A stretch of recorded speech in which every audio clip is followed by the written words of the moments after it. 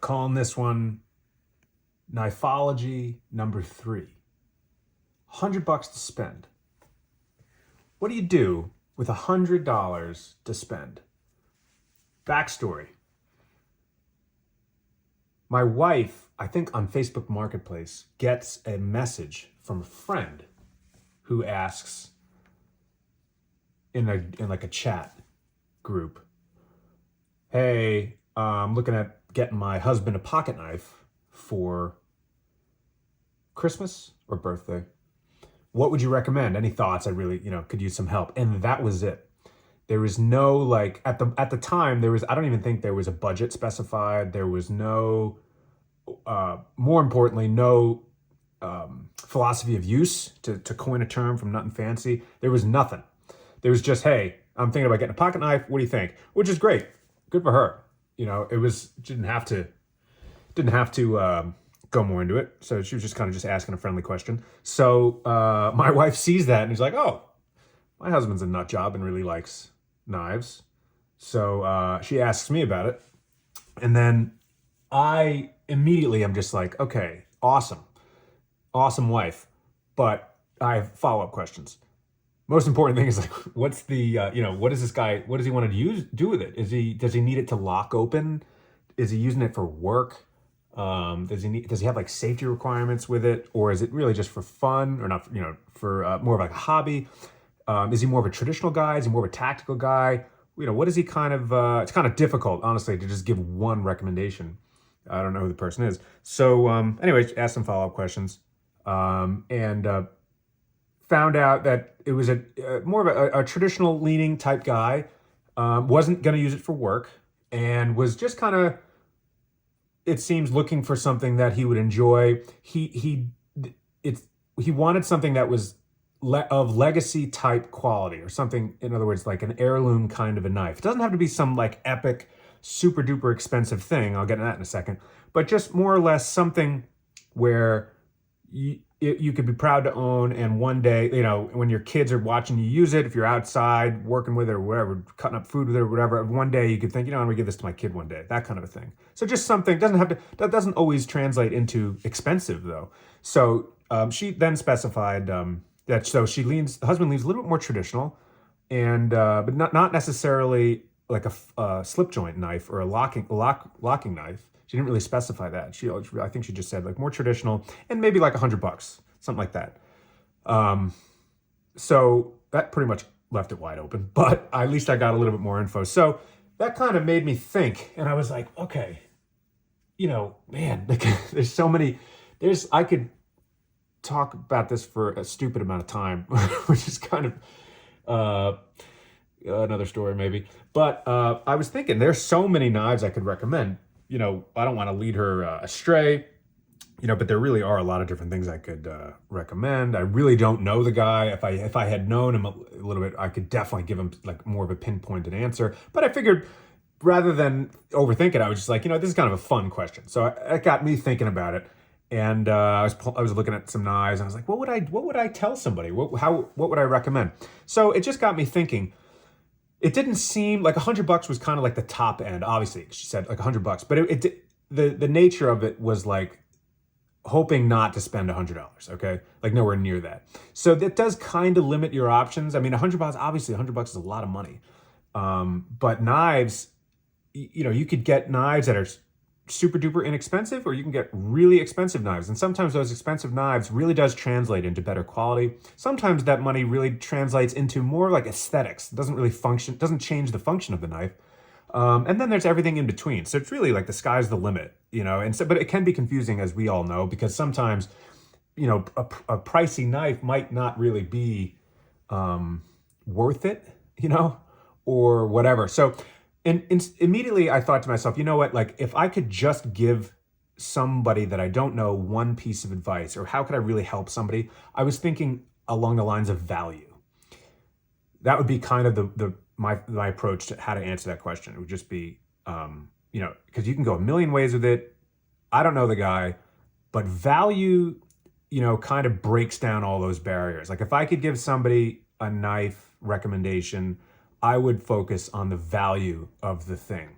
And value has a lot to do, maybe it changes from person to person even, but I think value has to do with the amount of money you spend versus the quality that you get, right? I mean, that's pretty simple. So there were obviously a lot of knives I was looking at, and I'm thinking, okay, I don't want to give the lady the phone book, so I broke it down. There's really no right or wrong here. Again, this is Knifeology number 3. This is more or less a fun type conversation, but this is kind of what I leaned back on as I was thinking about this. So I wanted to give a couple of different recommendations and let the lady, let her decide, because assuming that this is like a gift in the form of a surprise, so the husband didn't have a say in what was going to go on. Either way, it's out of my hands, but I just wanted to give kind of a range of different things. And this is kind of what I came up with, and this is why, hence the Knifeology, because it's kind of more of a philosophy on knives than anything else. There's no real one answer at all. I mean, it's, really can be person to person. Somebody else could have a far better answer than I can, or a far worse answer than I can. Or again, it's better or worse. It's all subjective, which is cool. This is all just fun. So, so just to break down kind of how I approached it, I started on the tactical modern folder side, and then went to, the more traditional side, and then went to kind of like newer traditional, okay, if that makes any sense. So if I did that, if I could just kind of give you a linear thought process here, it would be something like this. Now, value is the name of the game, okay? Like I could talk about zero tolerance knives and, all different kinds of great knives, right? I think that this one is more expensive than that. Well, actually, no, I'll do this. But value was the thing that really kind of drove this for me. Let's see if I can get this all in frame here. Okay. Something like this. Bada boom. Like that, all right? Does that fit? Let's move this over. This is how it ended up in terms of how I was thinking about it. Now, even this is kind of an insane amount of recommendations. But this kind of gives you an idea. And the way I was thinking about it was tactical, more traditional, and and actually what I should do is this. Okay. All right, bear with me. I think I got it now. Okay, here we go. I'm going to explain it in a second. All right, so this makes a lot of sense for me in my weird mind. Tactical side. Now, as you can tell here, I favor cold steel, not because cold steel is the greatest thing ever, but I think that cold steel does get a lot of things right in terms of the value of the product as it relates to price and quality. All right, so as I said earlier, this is something of an heirloom type situation. It doesn't always mean it has to be a couple $100, but the guy wants to give this to his son. So I was thinking, all right, what would I want to, because I think about this stuff. What would I want to give to my son? This is what I came up with. Cold steel is it, all right? As far as, to me, and again, this could change for other people, value means the price and the quality means the longevity and the toughness, all right? This is not a pen or a pencil or something like, I don't even know what. This is something that is going to be used pretty hard during its life for whatever, camping or hunting or letter opening. Imagine how difficult that must be for something like this. No, but this is going to be in the pocket even. It's going to be dropped on the floor. It's going to be, the edge is going to get chipped, or the edge isn't going to get chipped. You just, how many times you want to resharpen it, all different kinds of things. But anyway, this is going to get used. So for me, it was price to quality to like durability and design. So the thing that cold steel I think absolutely nails out of the freaking park is that they do offer products, especially when Lynn Thompson was around, even though he's still around, but obviously he sold the company. But they offer products that are extremely well designed. Extremely well designed. And it's not the purpose of this video to go into every knife and how well they're designed, but these knives are really, really well designed. They're really well put together. A lot of thought goes into them that now we just take for granted. The one thing with this triad lock, how this is just a classic lock bar, right? But this stop pin here, how that lock all the pressure of this tang goes into that goes into that stop pin instead of on the lock itself. How Andrew Demko created that and then showed it, right? Where at that time too, people thought Cold Steel was like a gimmicky type company, especially in the 90s. Like all these crazy videos were coming out, but they backed it up. They were the only game in town that would put videos out showing like 500 pounds resting on putting pressure on this locking mechanism to prove that this thing, well, it's certainly not a fixed blade, this is the toughest lock on the market. They proved that time again. It was not a gimmick. It was not a gimmick. And that really translated into a lot of success for them because everyone knows it. I mean, if you know knives, you know, if you care to know, a lot of people don't care, which is fine. But if you care to know, if you know about knives, you know Cold Steel makes the strongest locks on the market. The strongest locks. So that to me was like, all right, if I could help a dude out who may or may not, he might know more about knives than I do. I have no idea. Or it sounded like he didn't though. So what could I give this guy if I could just like, as like a buddy, like, hey man, I'm not gonna meet you. I don't know you. I'm probably never gonna know you. But like if from one man to another man, if I could give you a knife, it would probably be, for me, it would probably be a Cold Steel. Because these things, I don't care how much they cost. These are the toughest things on the freaking planet as far as pocket knives go. So, you know, but that's the other thing too. If it costs $1,000, well, that's also useless because, you know, I could make something, you know, it's not that impressive to me if you make something that's really strong and durable and heirloom, you know, but it costs $1,000. Okay, good for you. I'm sure a lot of people could do that. What is impressive to me is if you can make something of heirloom quality, which is powdered steel, extremely well made, extremely thin behind the edge, very well thought out, ergonomically is excellent, perfect, thin to carry, lightweight in the pocket, the strongest lock on the planet. If you could do all that, right, put all that design intent into it, prove that it works before you sell it, and then make that the price, honestly, better, more appealing than so many other knives that are nowhere near put together to this standard of quality. That to me is impressive. So that's where I landed out on Cold Steel. A lot to say there, but that's my jam with Cold Steel in a nutshell. So with that, that's what I recommended. As you can see, I recommend, this is the American Lawman, which my in-laws, brothers and sister-in-law got me for my birthday one year. And I absolutely love this knife. I always had my eye on this knife. I always knew I would love it, but this is like one of my favorite knives. I love this knife. So American Lawman. Now this is actually over $100 as I check now. When I was gifted it, it was significantly under $100. But anyway, I wanted to throw it in there because this is a serious value. Even though it is expensive, this thing, if you only had this thing and you took care of it, you'd be fine. You know what I'm saying? In so many different applications, you would be fine in life if you had just this knife. Even the pocketability, you throw it in your pocket. For what you have in your pocket, you don't even know it's there. It disappears. The weight, how flat it is in your pocket, it disappears. But if you need it for whatever reason, if you have to cut something or, you know, whatever, if you need a hard use knife, this thing is a beast in terms of durability and strength. Awesome. This thing is another knife. It's one of my favorite knives, the Formax Scout. Absolutely love this knife. This knife is just insanely big. Not Fancy had put out a video and was like, he recognized that this knife is phenomenal based off the Formax, which is like hundreds of dollars, right? But, you know, he's like, Formax Scout is a no-brainer because of the price. I mean, it's unbelievable what you get. AUS 10A steel, not AUS 8. AUS 10A, which is still great. It's made in Taiwan. This thing is an absolute tank. I mean, look at the thickness of that lock bar and stop pin. This is another triad lock. So if this triad lock is strong, you can imagine what this thing can take. Just an absolutely amazing knife. However, it's massive. Nothing Fancy puts out a video and is like, okay, this thing is amazing. Buy it. It's that good. But who in the right mind EDCs this thing?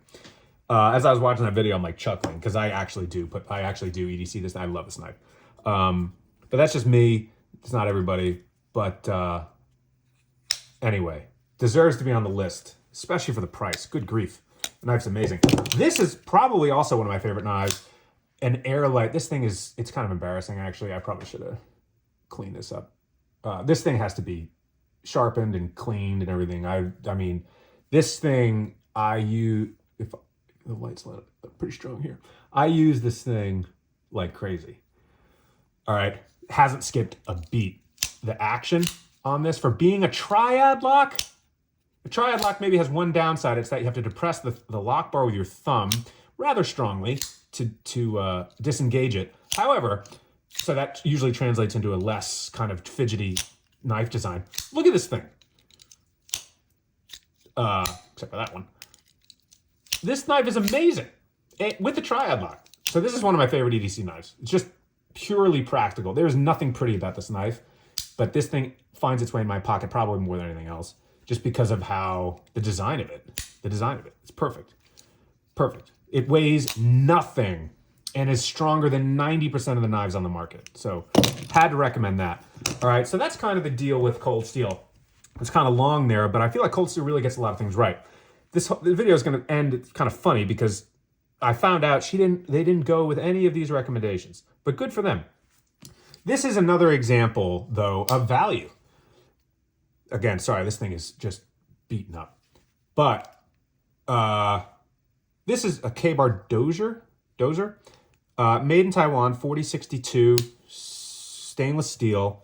4062 is the model number, I believe. Great knife. You know, plastic FRN kind of handle. This thing is, you know, it's a cheap knife, okay? Cheap knife. Great knife, though. So you can see, for those who are interested, so this is not a triad lock, right? So the lock bar just ends. So the tang, as it closes, puts pressure on the bar itself. So if this thing ever came under stress, which it does occasionally, it's just worth noting that the pressure, for whatever adverse pressure the blade takes as you cut things or whatever, the tang is pressuring that lock bar. Will it fail? Probably not. I mean, I'm not batoning my knives or doing anything crazy with them, but that is the weakest point of the knife. So what Demco figured out was that stop pin, and awesome. All the pressure is removed off that lock. That way the lock can function without having to worry about failing. Now, it can still fail, but it's very highly unlikely unless you're honestly abusing the knife. That being said, this thing is cheap, but still a great knife, so I wanted to recommend it. I don't know what the lady was thinking. Moving on, I just made a video about this. This is the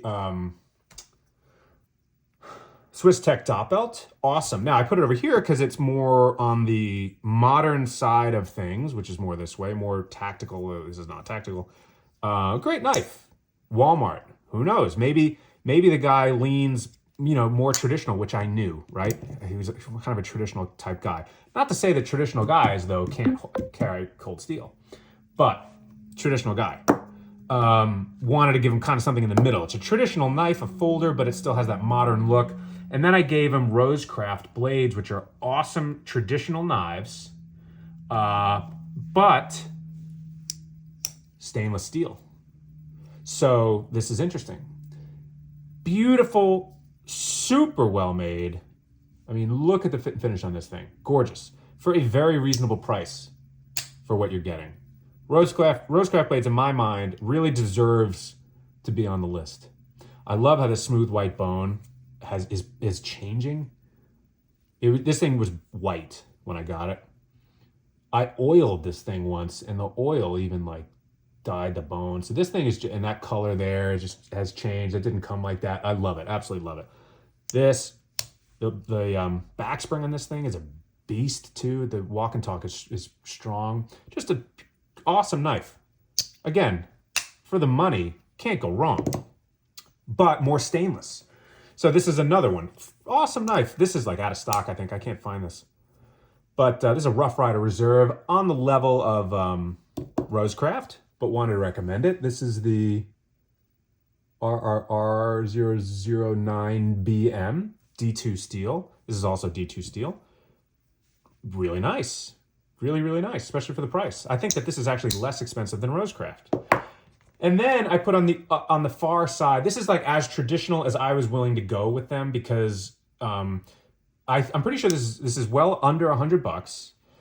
I would have loved to recommend a Greatest in Cutlery, but the price wasn't there, you know. So this was, any case knife really, you know, could fit the bill. But I wanted to give them a CV, what they call carbon steel knife, right? So something that would patina with use.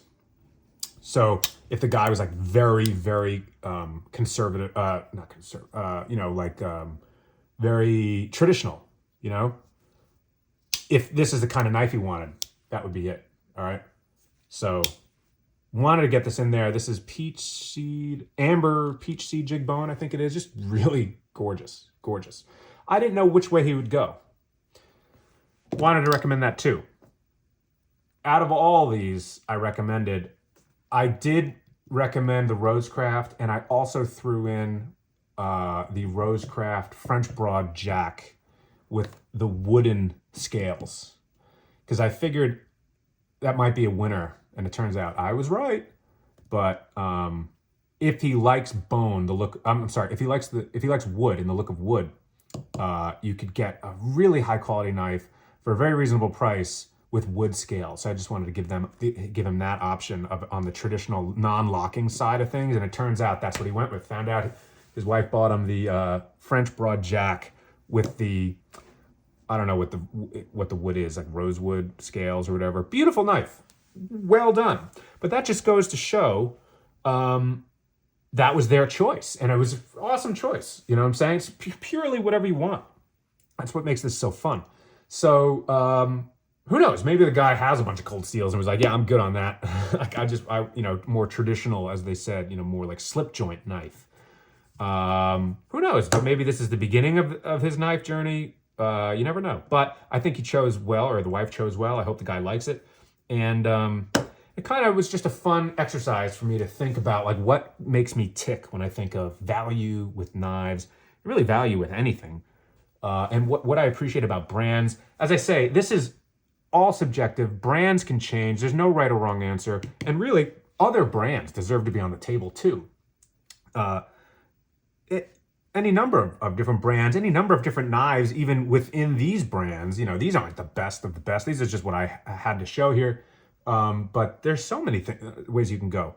Anyway, that's kind of my 2 cents worth fun exercise for me. And that was kind of where I came out on it. So let me know what you think, if you dare. And hope you all are well, and God bless. Thanks.